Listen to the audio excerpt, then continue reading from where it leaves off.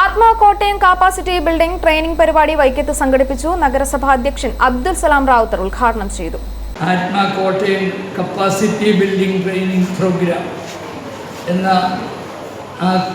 ആത്മയുടെ സഹായത്തോടും വൈക്കം നഗരസഭയുടെ കൂട്ടായ ഒരു പദ്ധതിയാണ് നമ്മളിവിടെ ഇന്ന് ഒരു സെമിനാറിലൂടെ ഇവിടെ അവതരിപ്പിക്കുന്നത്. വൈക്കം നഗരസഭയെ സംബന്ധിച്ചിടത്തോളം കാർഷിക മേഖലയ്ക്ക് വലിയ ഊന്നൽ നൽകിക്കൊണ്ടുള്ള പദ്ധതികളാണ് നമ്മൾ ഈ നടപ്പു വർഷം നടപ്പാക്കാൻ ഉദ്ദേശിക്കുന്നത്.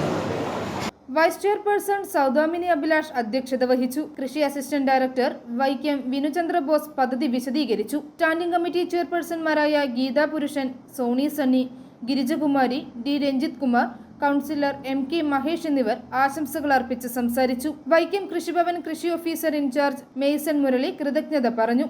വാർഡ് കൗൺസിലർമാരായ അനീഷ്, രാജിമോൾ, രതിമോൾ, അനിൽകുമാർ, രേണുക രതീഷ്, സിന്ധു സജീവൻ, വിജിമോൾ, സീമ സുധീർ, ഇടവട്ടം ജയകുമാർ, അംബിക രാജേന്ദ്രൻ, സുശീല B, PD പ്രസാദ്, ആത്മാ ഉദ്യോഗസ്ഥ ആശാ കുര്യൻ എന്നിവർ സംസാരിച്ചു. i4 news Vaikom.